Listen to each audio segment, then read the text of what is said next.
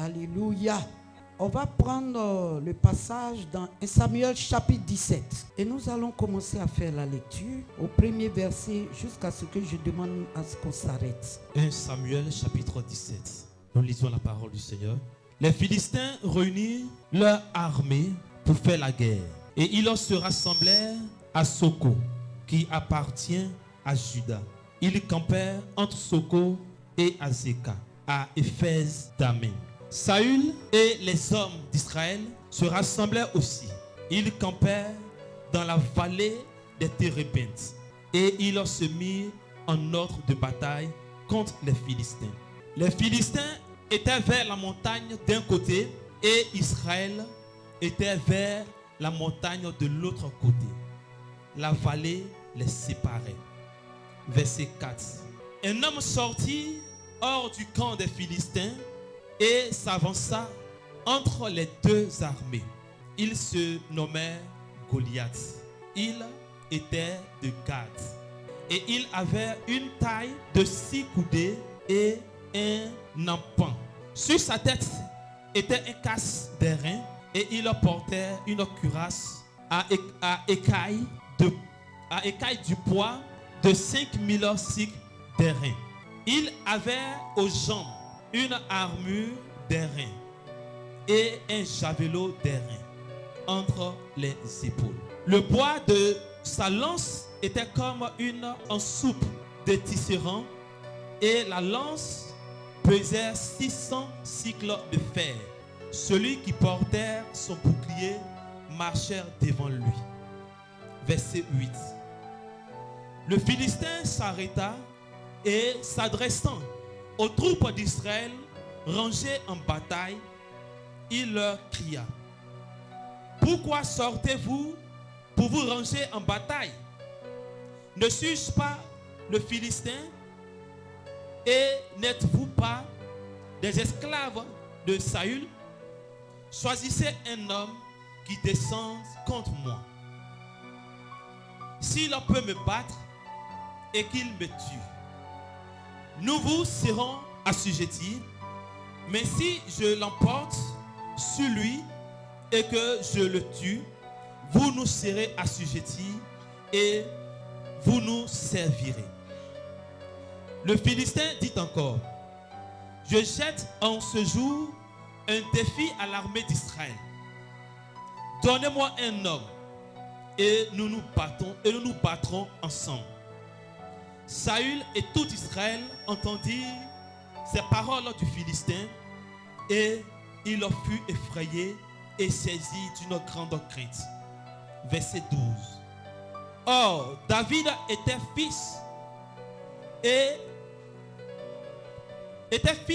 de cet Éphrasien de Bethléem, de Juda, nommé Isaïe, qui avait 8 frères et qui avait 8 fils et qui, du temps de Saül, était vieux, avancé en âge. Les 3 fils aînés d'Isaïe avaient suivi Saül à la guerre. Le premier-né de ces 3 fils qui étaient partis pour la guerre s'appelait Eliab, le second Abinadab et le troisième Shama. Verset 14. David était le plus jeune. Et lorsque les 3 aînés eurent suivi Saül, David s'en alla de chez Saül et revint à Bethléem pour faire paître les brebis de son père. Verset 16. Le Philistin s'avançait matin et soir et il se présenta pendant 40 jours. Isaïe dit à David, son fils: prends pour tes frères cet épha de grains rôtis et ces 10 pains et cours au camp vers tes frères. Porte aussi ces 10 fromages au chef de leur milieu. Tu verras si tes frères se portent bien et tu m'en donneras des nouvelles sûres.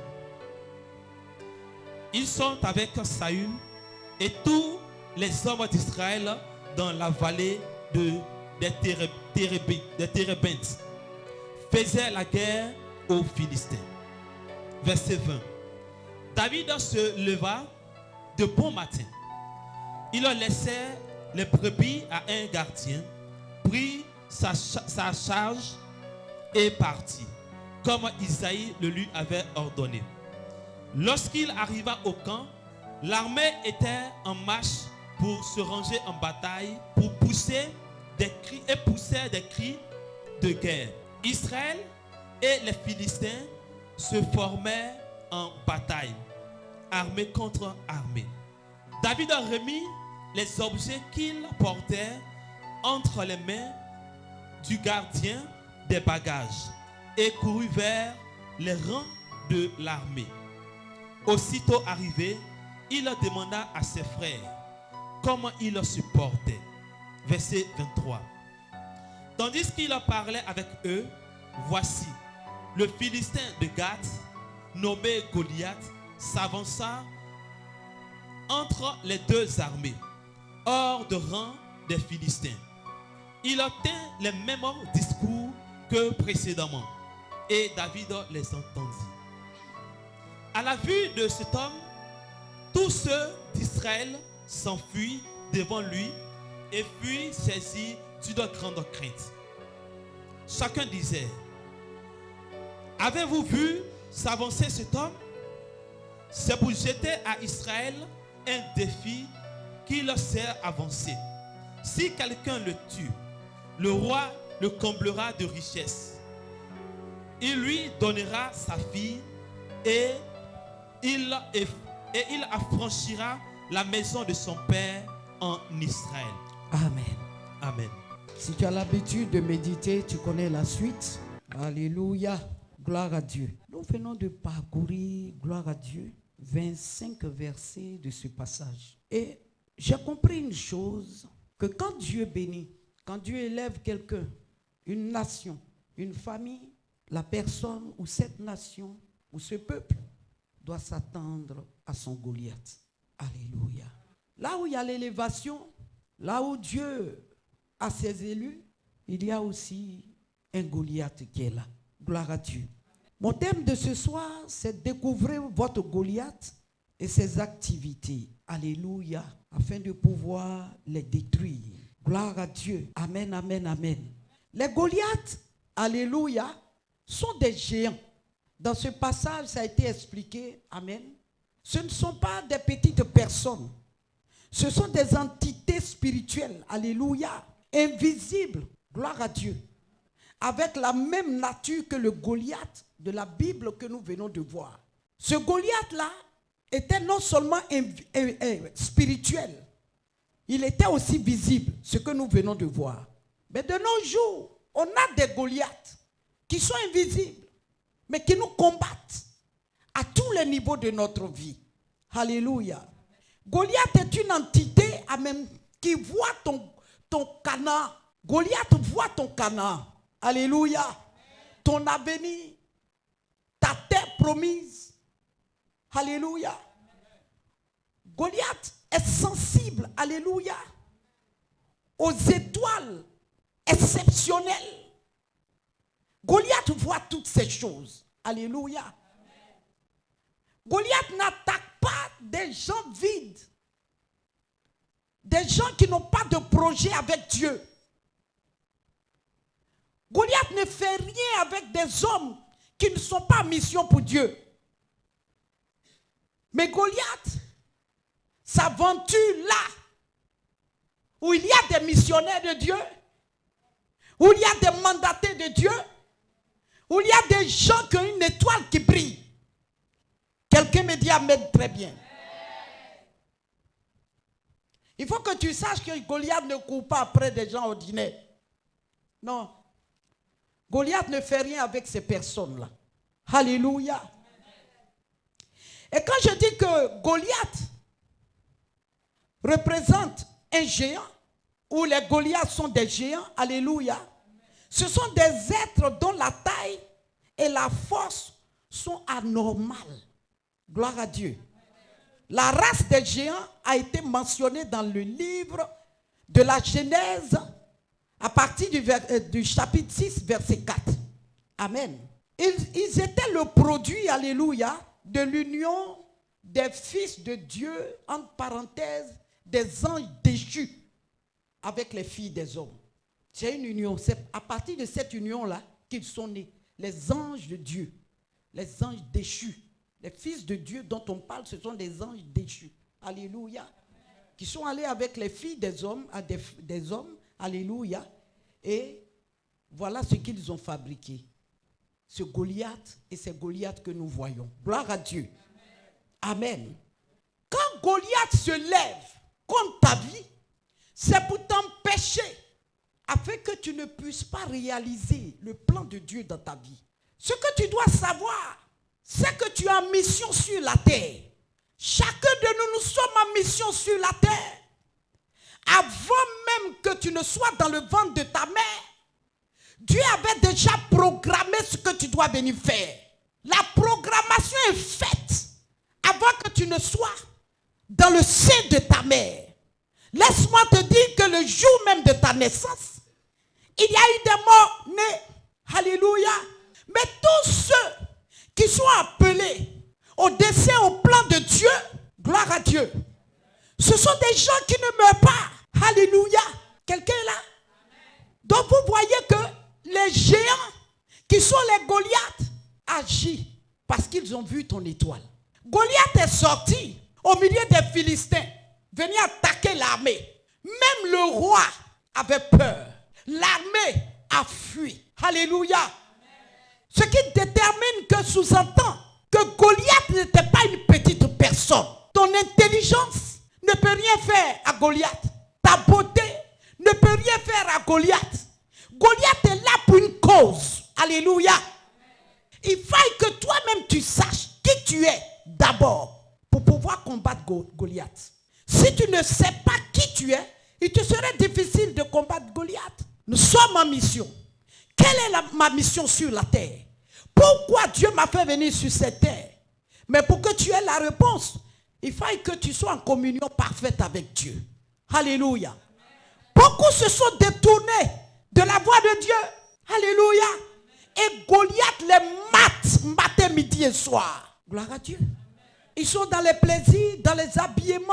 Comment faire pour trouver un mari tout de suite? Comment il faut faire pour trouver une femme? Comment il faut faire pour avoir beaucoup de... Non, le problème n'est pas là. Pendant que tu es en train de faire cela, mais Goliath occupe quelque part que Dieu veut te donner. Goliath est sorti pour détruire Israël, assujettir Israël. Alors qu'Israël est le fils préféré de Dieu, le peuple préféré de Dieu. Alléluia. Gloire à Dieu. Et voici un fils qui est dans la brousse, qui se bat avec les lions et les ours. Quand ceux-ci viennent pour prendre un animal, une brebis, il arrache ça de leur gueule. Donc voici quelqu'un qui sait qui il est, malgré qu'il n'est pas au devant de la scène. Mais il sait qui il est. Alléluia. Mais ce jour-là, son père va l'envoyer et nous connaissons la suite. Mais ce soir, je veux vous parler de comment les géants opèrent. Alléluia. Opèrent dans le but de nous détruire, dans le but d'arrêter l'accomplissement de ta destinée. Très souvent, tu ne le sais pas. Et c'est pour cela, devant les situations, tu pleures.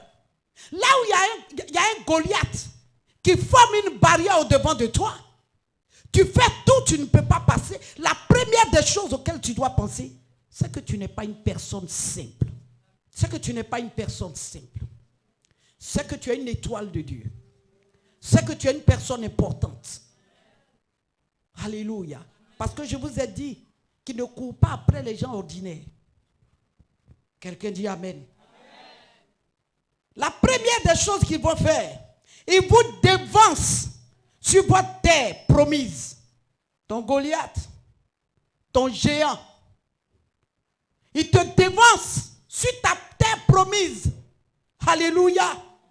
Il est le premier à occuper la place.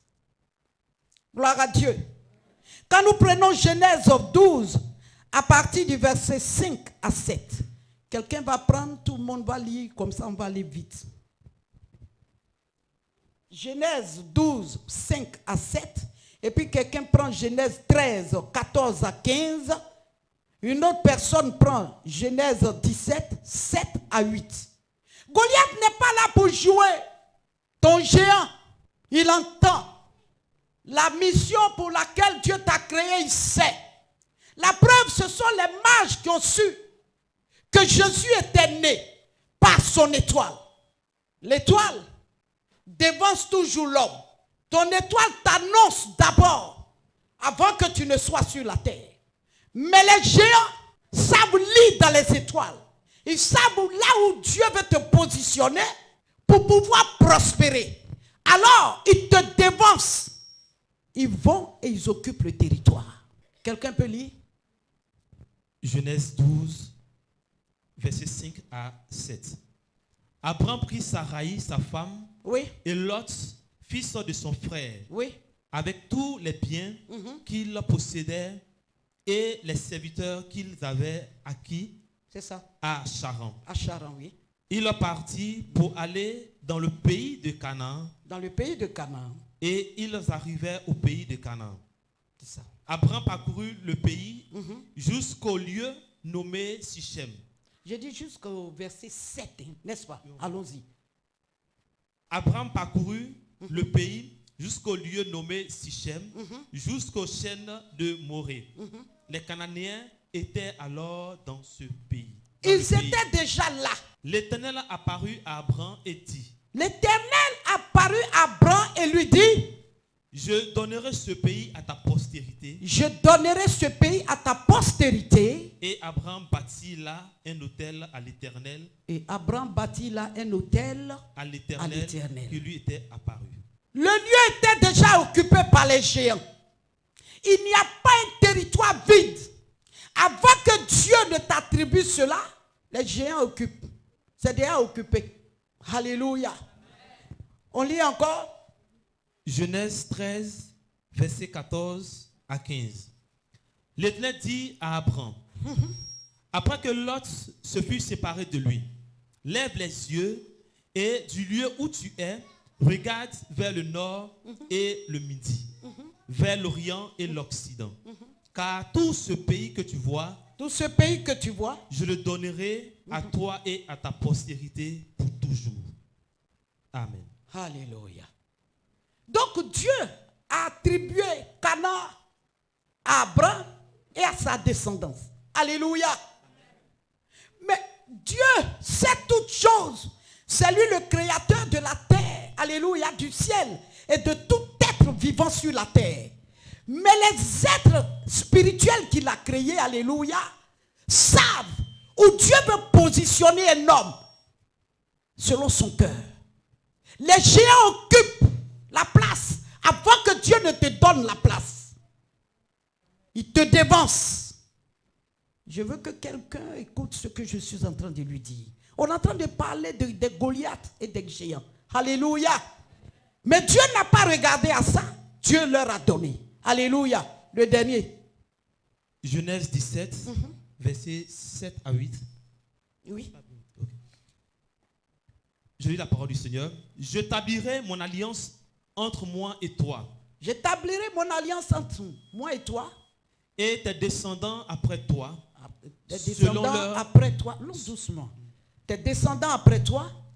Oui. Selon leur génération. Selon leur génération. Oui. Ce sera une alliance perpétuelle. Ce sera une alliance perpétuelle.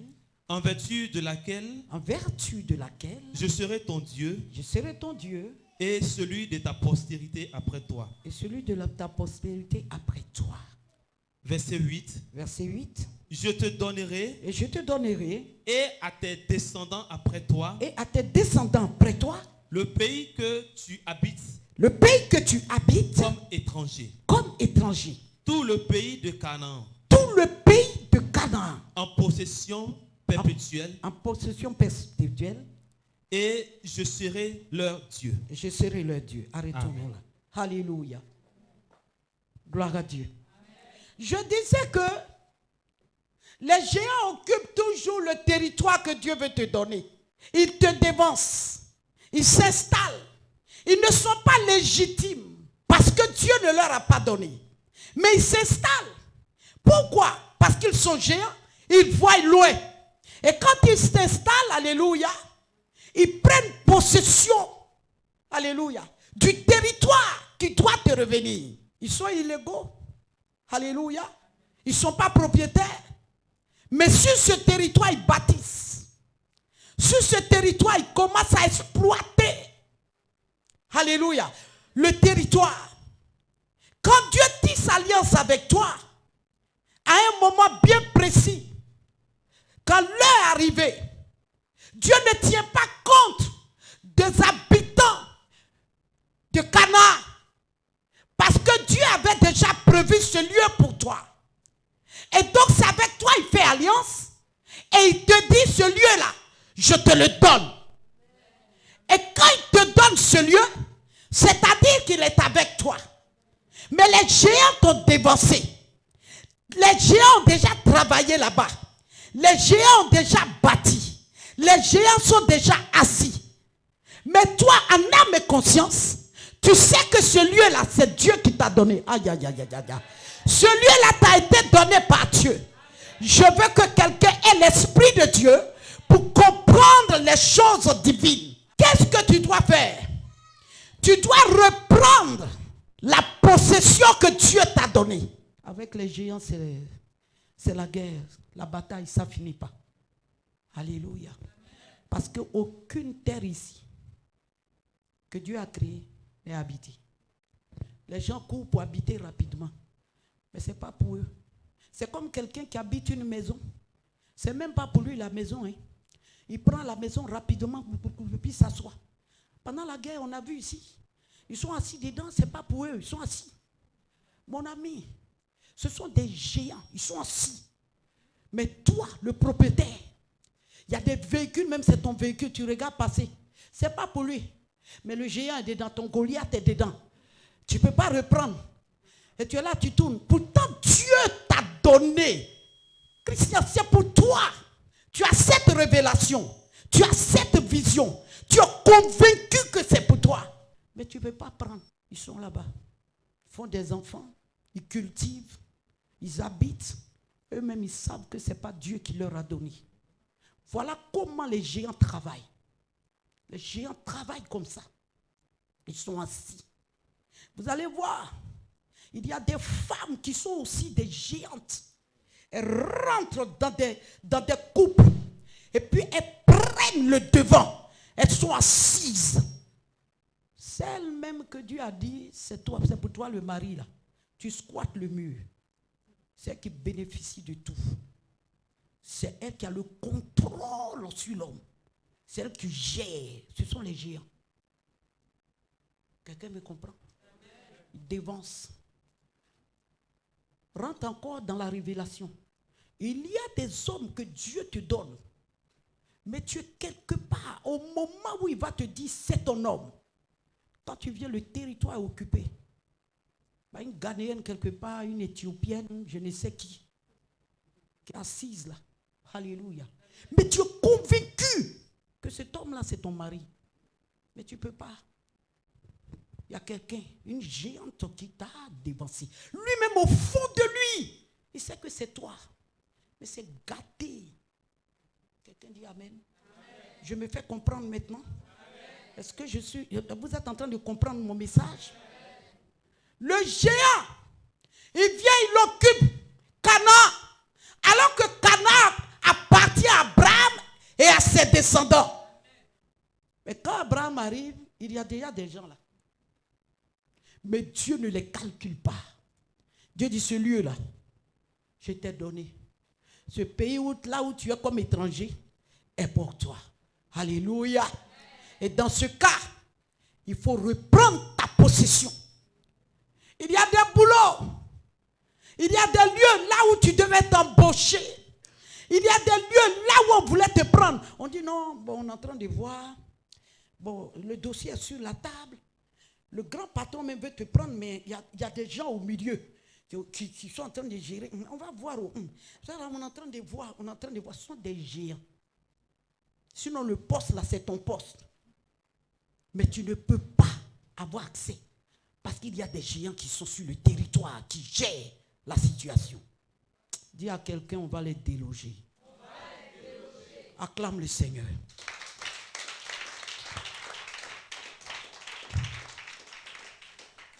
Alléluia. Vous savez, tout homme qui veut sa possession de Canaan doit être prêt à combattre les géants. Quelqu'un dit Amen. Abdias 1, verset 17. Abdias 1. Mais le salut sera sur la montagne de Sion. Le salut sera sur la montagne de Sion. Elle sera sainte. Allons-y. Et la maison de Jacob reprendra ses possessions. Voilà. Amen. Et la maison de Jacob reprendra ses possessions. Dis à quelqu'un, je vais reprendre mes possessions. À partir de ce soir, ce qui m'appartient, je vais reprendre ça dans les mains des géants au nom puissant de Jésus. Mais le géant, même lui, il est là, il te souffle un peu. Pas ta manière de parler ne ressemble pas à quelqu'un qui peut chasser un géant. Alléluia. Amen. Acclame le Seigneur. Alléluia. La deuxième chose que tu dois remarquer, le géant intimide avec sa hauteur. Sa taille là, l'intimide. Gloire à Dieu. Quand Goliath est sorti comme ça, quand l'armée Israël l'a vu, on dit, ça là, c'est pas la peine, hein, on peut pas. Le géant a tous les atouts pour te freiner. Il a tous les atouts pour te freiner. Tout pour te freiner. Quand il sort, quand tu le vois, regarde le poids, regarde sa lance, regarde tout ce qu'il porte à sa jambe. Quand tu le regardes comme ça, tu dis ça là, qui peut combattre cette personne? C'est pas possible. Il y a des problèmes qui arrivent dans ta vie. Des situations difficiles. Quand tu regardes la taille du problème, tu dis, mais est-ce que ce n'est pas mieux que je quitte la maison là? Mais attends, est-ce que ce n'est pas mieux que je retourne dans la rue? Mon ami, c'est ton Goliath qui est là. C'est ton Goliath qui est devant toi. Mais si tu as la force de Dieu et que tu demandes à Dieu de t'aider, tu vas faire tomber Goliath. Les enfants d'Israël sont allés en mission, envoyés par Moïse. Ils sont allés voir les géants. Ils sont arrivés, on est devant eux comme des sauterelles. Ça, ce lieu-là, on ne peut pas prendre ce lieu-là. Et pourtant, Dieu leur avait donné un foyer peut être à toi, mais les difficultés de ce foyer représentent une taille énorme à la dimension symbole de Goliath. Quand tu regardes, c'est ça là, il faut que j'abandonne. Non, moi je laisse tomber ça. Peut-être si je suis au village, c'est mieux. Mais si je prends si qu'au bois là même, c'est mieux. En cas se séparer, c'est mieux. Mais c'est ce que le géant veut. Le géant est là pour ça. Les géants sont partout, même dans les assemblées de Dieu. Le travail qu'il faut, c'est de disperser les brebis. Mais bien aimé dans le Seigneur, il y a des tailles de soucis et de problèmes. Si tu n'as pas l'Esprit de Dieu, tu vas déposer tout ce que tu as et tu vas quitter là. La taille est frais. La grosseur, le poids, parce qu'il pesait, est frais. Mais ça là, on va faire comment? C'est déjà gâté. Rien n'est gâté. Rien. Alléluia. On peut toujours arranger. Quelqu'un dit Amen? On ne peut pas payer courant. On ne peut pas payer maison là.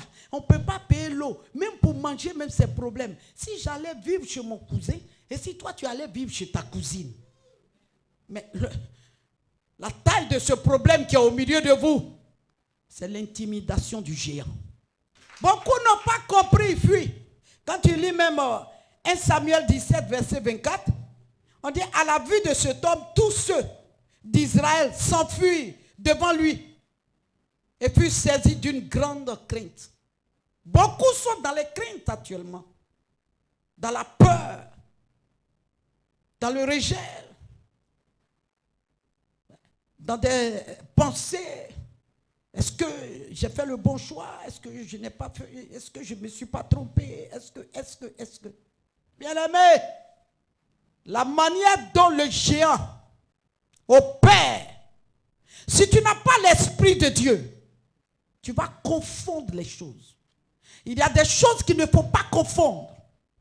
Mais il faut sauver une situation devant la hauteur de Goliath, au devant de toi. David n'a pas eu peur de lui. Sa taille ne l'a pas impressionné. Sa voix ne l'a pas impressionné. Sa démarche ne l'a pas impressionné. Vous savez pourquoi ça peut arriver? Parce que Christ n'est pas en dehors de toi. Mais Christ est en toi. Et s'il y a un problème qui rentre dans ta maison, ce n'est pas toi qui fais ce palabre.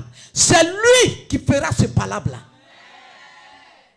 David avait 17 ans quand il affrontait son Goliath pour sortir de l'anonymat, pour rentrer dans la renommée.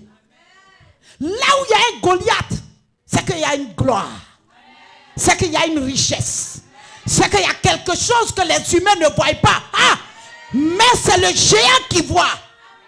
Mais en tant que mes enfants spirituels, je suis venu vous annoncer devant vos géants, derrière ça, il y a une gloire qui vous attend en cette année. Cette année, chacun va rentrer dans sa gloire. Dans le nom de Jésus.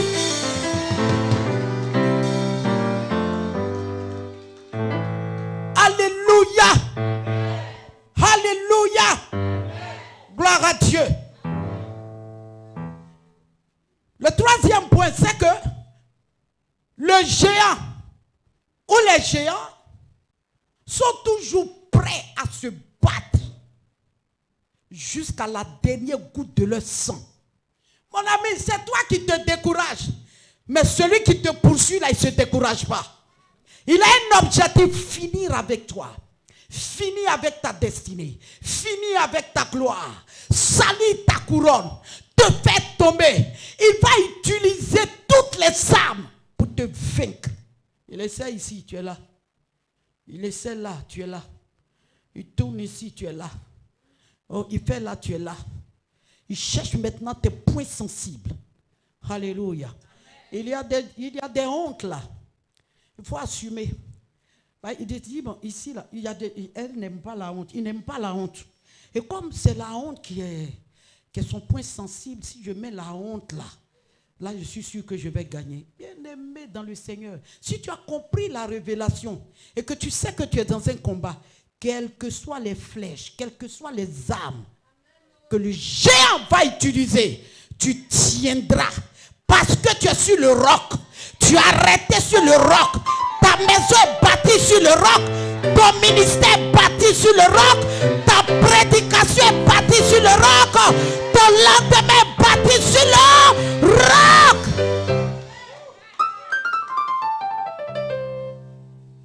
Tous les combats qui vont venir, tu tiens. Alléluia. Gloire à Dieu. Je suis venu dire à quelqu'un, vous savez, la beauté n'a rien à voir avec le rayonnement du visage. On peut dire quelqu'un est beau. Oh, mais cette femme est belle. Détrompe-toi. Il ne faut pas mélanger les choses. Il y a le rayonnement. Le rayonnement, c'est lorsque ton étoile est touchée. Quand ton étoile est lavée, quand on te voit, tu scintilles de gloire. Tu brilles. Le visage est propre. Ça n'a rien à voir avec produit, je suis belle. Non! La beauté, ça passe. Mais le rayonnement, la Bible dit, il y avait un géant dans la vie de Anne. Mais le jour qu'elle est rentrée au temple et qu'elle a prié et que le cœur de Dieu a été touché, l'enfant n'était pas encore positionné dans son sein. Mais quand elle est sortie de la présence de Dieu, ma Bible déclare que son visage était rayonnant. Ce soir, je te transmets l'onction. Je te donne l'onction du rayonnement. Tu vas rayonner en Côte d'Ivoire, rayonner dans ton quartier, rayonner dans ton travail, rayonner partout. Aucun ennemi ne pourra t'arrêter au nom de... Alléluia. Gloire à Dieu. Il faut se battre. Bien-aimés, il faut se battre. Les géants ne vont pas toujours dominer. Vous voyez ce Goliath-là dans l'armée d'Israël. 40 jours, 40 nuits. Il n'est pas fatigué. Non, il n'est pas fatigué. C'est toi qui es fatigué. Lui, il n'est pas fatigué. Lui, il a un but. Il veut te désarmer, te déstabiliser, enlever la force qui est en toi. Et quand c'est ton froco qui est là maintenant, alléluia, il finit avec toi. On dit, il sort 40 jours et 40 nuits.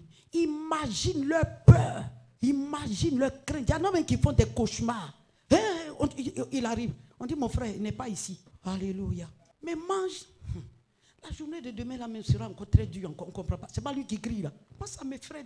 Si les pays même voisins là, pouvaient moi-même m'accepter là, je vais aller là-bas. Je vais quitter dans cette alliance-là. Un homme comme ça, là, je n'ai jamais vu. On dit, calme-toi, ça va aller. Mais toi, toujours, ça va aller. Et pourtant, quand on va au front, tu fuis. Il n'y a pas quelqu'un pour l'attaquer. Le jour, il est là. Jusqu'à il les appelle les esclaves de Saül. Personne ne peut dire, moi, je ne suis pas esclave de toi. Tu peux pas aller. Il l'a arrêté. Il dit, envoyez-moi quelqu'un. Les généraux même reculent. Le roi, l'autorité même. Suprême, merci mon vieux. Mais lui-même, il a quitté il y a longtemps. N'a jamais vu ça de toute son existence. Il dit, mais c'est qui ça? Alléluia. Gloire à Dieu. Gloire à Dieu. Comme le petit David est sorti comme ça, il dit, mais ça c'est un petit problème. On dit, ah, il y a des problèmes quand quelqu'un vient te voir. Quelqu'un qui sait prier. Quelqu'un qui a l'esprit de Dieu. Quand tu étales tout ça, tu parles jusqu'à même ta bouche là. Il n'y a même plus de salive dedans. Quand tu termines comme ça. Dis, mais aïe, c'est à cause de ça tu maigris et puis tu ne manges pas. Dis, aïe, attends, c'est quel genre de personne ça? Toi, tu es quitté où? Dis, mais on est en Côte d'Ivoire. Pourquoi tu trembles comme ça? C'est quel problème Jésus n'a pas la solution? Alléluia. Il les a traumatisés. Il y a des gens qui sont traumatisés au bureau, traumatisés au marché, traumatisés dans le quartier, traumatisés même dans les cours communes. Tu es traumatisé à cause d'une situation et dans la maison, dans le quartier. Les géants sortent comme ça parce qu'ils maîtrisent le contrôle de l'affaire. Ils marchent comme ça. Et ta Bible, tu ne sais pas où la placer. Parce qu'ils détiennent quelque chose pour toi. Je dis à quelqu'un ce soir, le règne est tombé, le règne est cassé, le règne est renversé. Ce soir, tout géant, libère ta vie, libère ta maison, libère ton foyer, libère ta promotion, libère ton travail. Au nom de...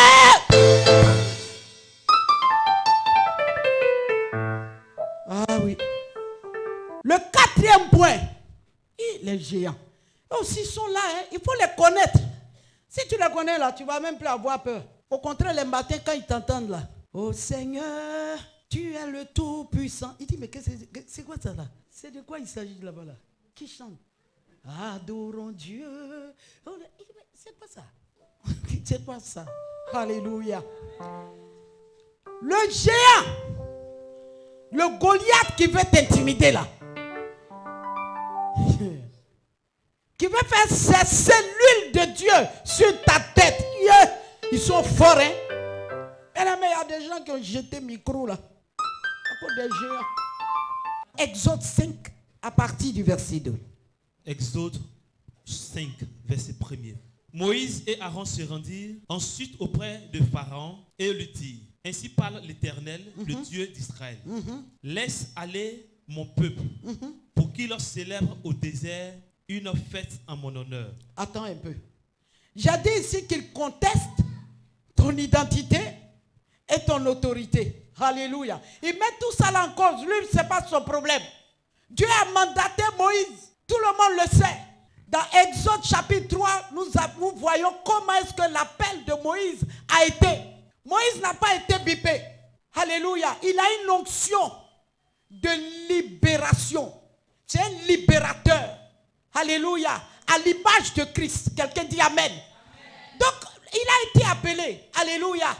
Il a la chose en lui. Il a l'esprit en lui. Alléluia. Il a les actions prophétiques en lui. Quelqu'un dit Amen. Très bien. Amen.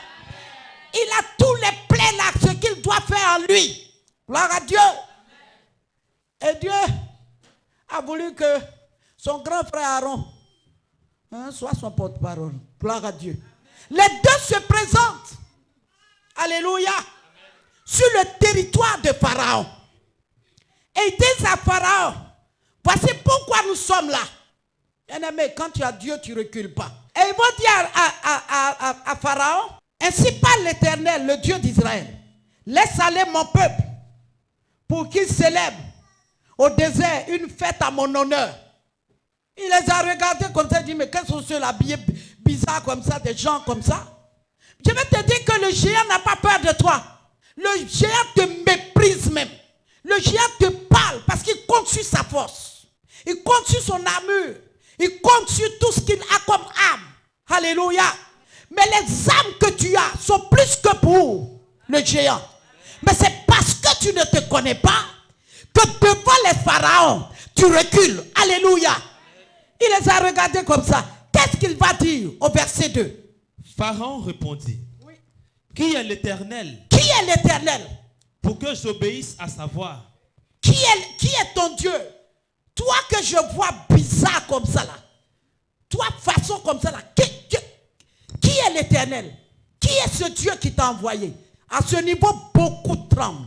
Parce que quand le géant te pose cette question, il est bien debout. Il ne tremble pas. Il te regarde dans les yeux et il te pose la question, n'est-ce pas? Aujourd'hui, beaucoup fuient devant féticheurs, devant les devins. On vient même jeter canaries, on casse comme ça devant sa porte. Wow, ils ont fait médicaments. Ils ont fait médicaments. Ya. Et il y a poil dedans. Et il y a l'âme dedans. Oh, il y a comment ça dedans. Et ils sont dans des titis. Les feuilles. Pourtant, ton ventre là, c'est bourré de peur. La nuit même, tu ne dors pas. Des gens qui ne jeûnent pas, qui ne prient pas. Mais ce jour-là, oh Seigneur, il faut faire. Oh Seigneur, il faut faire. C'est la seule parole parce qu'il ne prie pas. Alléluia. Mais Pharaon avait devant lui des gens qui transportaient le trône de Dieu, l'autel de Dieu en eux. Alléluia. Le géant conteste ton identité. Il conteste même ton autorité. Il s'en fout de ça. Alléluia. Bien-aimé, c'est toi qui dois présenter ton Dieu au géant qui te fatigue. Le géant qui te fatigue là, tu dois te présenter à lui. Et puis maintenant, présenter ta paternité. D'où tu sors? De quel royaume, toi, tu es quitté? Et quel est le Père spirituel qui t'a qui a fait de toi qui tu es? Et au nom de ce grand Dieu que ta mère prêche, je viens maintenant contre toi. Parce qu'il dit ne connaît pas l'Éternel. Et donc je te présente ce Dieu-là. Je suis venu récupérer tout ce que tu m'as volé. Tout le peuple de Dieu. Il y avait trop d'âmes en captivité en Égypte. Et ces âmes devaient sortir. Dans ton village, les âmes sont en captivité. Dans ta maison, en captivité. Toi-même en captivité. Dans la région, en captivité. Le temps est arrivé. Il y a longtemps que les gens ont contesté ton identité, ont contesté ton autorité que Dieu t'a donnée. Mais ce soir, je dis ce soir, les âmes doivent être libérées. Amen. Ton père doit sortir. Amen. Ta mère doit sortir. Amen. Tes frères et soeurs doivent sortir. Amen. Toi-même, tu dois sortir. Amen. Tes enfants, tes petits-enfants doivent sortir. Amen. Au nom de Jésus. les géants lancent des défis. Qui est l'Éternel? Quelle insulte. Alléluia. On te défie. On te traîne dans la boue. C'est une insulte à ton Dieu. C'est qu'on conteste ton identité, ton autorité, qui tu es. C'est de quel royaume toi tu sors. Alléluia. Amen. Que cela s'arrête. Quelqu'un me dit Amen, très bien. Que cela s'arrête. Quelqu'un me dit Amen, très bien. Alléluia. Regardez dans le livre de Marc 9, verset 18b. J'ai prié Tes disciples de chasser l'esprit et ils n'ont pas pu. J'ai prié Tes disciples de chasser l'esprit et ils n'ont pas pu.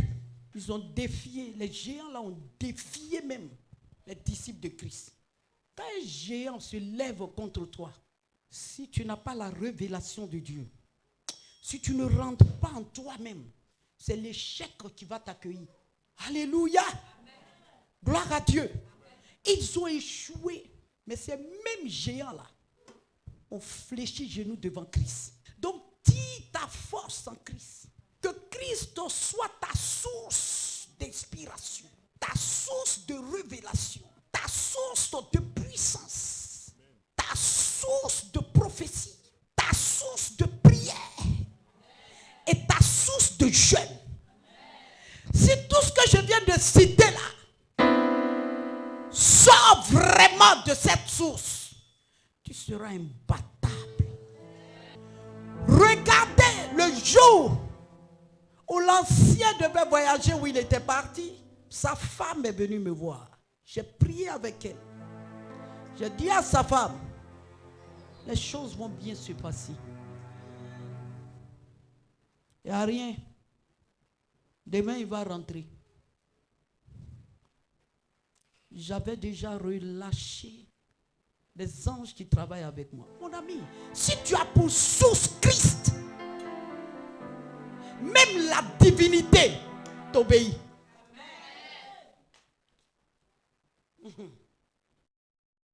Alléluia.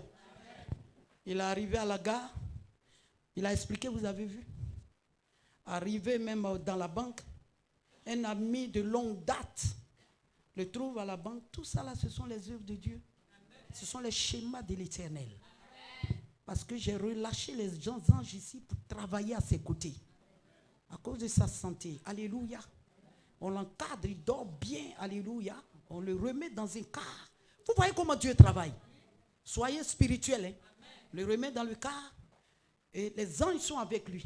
Avant même qu'il ne descende du car et qu'il soit là, les anges avaient déjà positionné quelqu'un qui habitait dans la cour, qui devait le prendre jusqu'à la maison.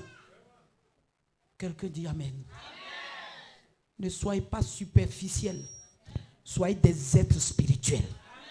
Amen. Allez en profondeur et travaillez avec Dieu et ses anges.